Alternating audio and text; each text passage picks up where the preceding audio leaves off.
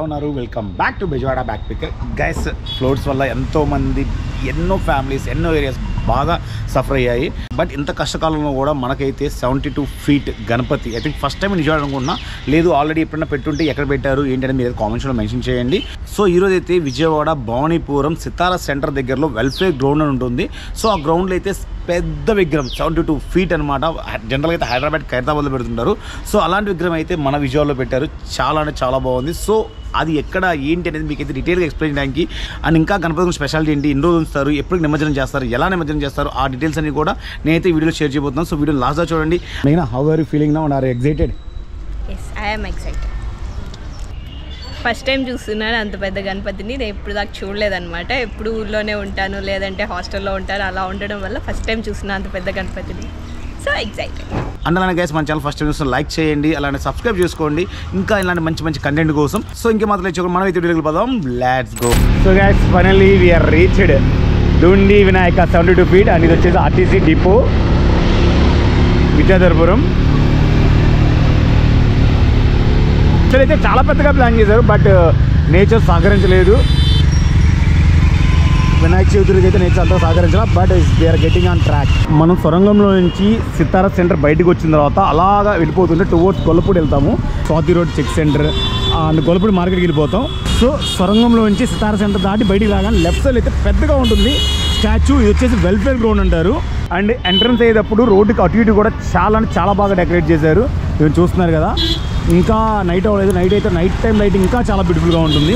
So ఎవరైనా వద్దాం అనుకుంటే నేను చేసే సజెషన్ అంటే కొంచెం 5 o'clock అలా వస్తే day light and night light రెండు అయితే కవర్ చేయొచ్చు.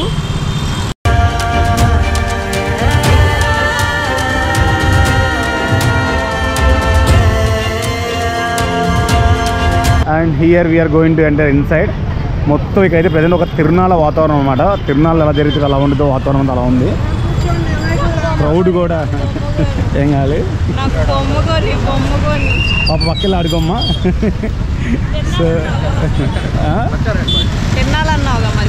ఆ చిన్నపిల్లలకి నీకు కాదు, ఓకే.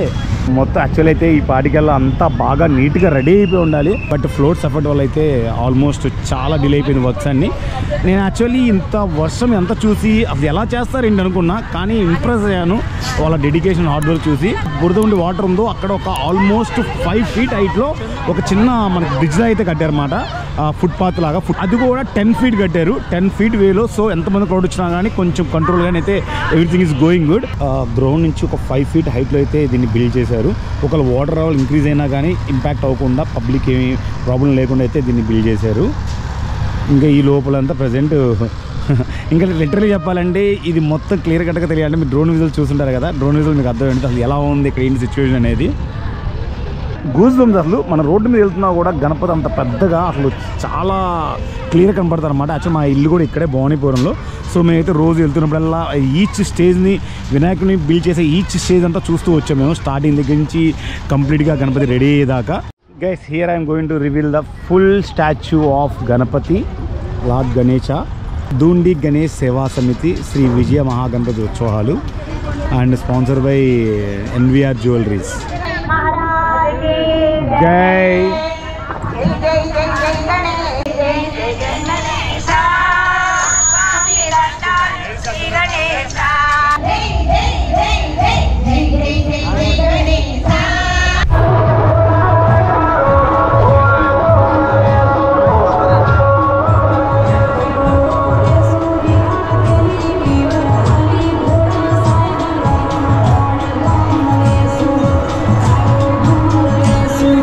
बोलो गणेश महाराज की जय.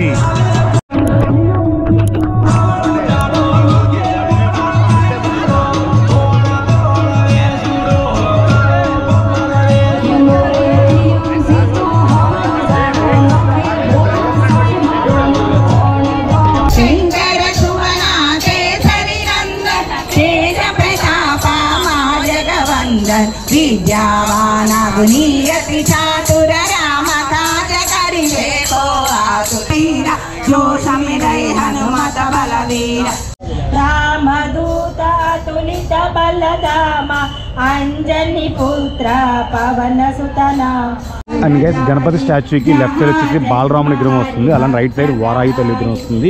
ఇంకా అది కూడా రెడీ అవుతుంది. మొత్తం అయితే కొంచెం టైం పడచ్చు, 1 or 2-3 days. స్టార్టింగ్లో నుంచి ఎంటర్ అయ్యేటప్పుడు లెఫ్ట్ సైడ్ అయితే ప్రసాదం కూడా డిస్ట్రిబ్యూట్ చేస్తున్నారు.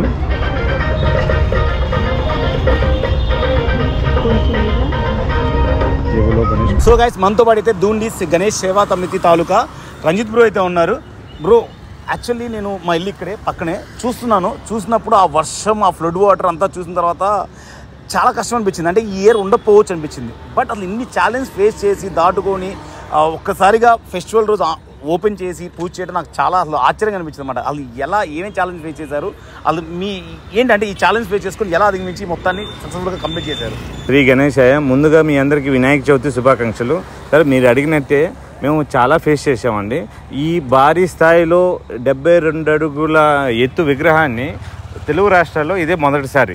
ఈకో ఫ్రెండ్లీ, ప్యూర్ మట్టి, పీచు, తర్వాత క్లాత్ ద్వారా చేసిన భారీ విగ్రహం, ఈకో ఫ్రెండ్లీ. దీనికి మా సమితి సభ్యులు ఏ విధంగా ఎంత ఏర్పాటు చేశారో మీరు ఈ వీడియోలో చూడండి. ఇక్కడ చూడండి మేడం, ఇక్కడ మెయిన్ రోడ్డు ఇరువైపులా ఎలక్ట్రిక్ బల్బ్ చూడండి ఎంత చక్కగా ఉందో, బ్రహ్మాండంగా ఉంది. కన్నులు విందుగా నిండుగా మెండుగా ఉంది. అలా ఉందండి. చూడండి, ఇటు చూడండి అటు చూడండి, మొత్తం కవర్ చేయండి ఎంత అద్భుతంగా ఉందో. ఇది 2015లో స్టార్ట్ అయిందండి. డూండి సేవా సమితి సంఘం అనేది 2015, 16, 17 అలా చేయింది.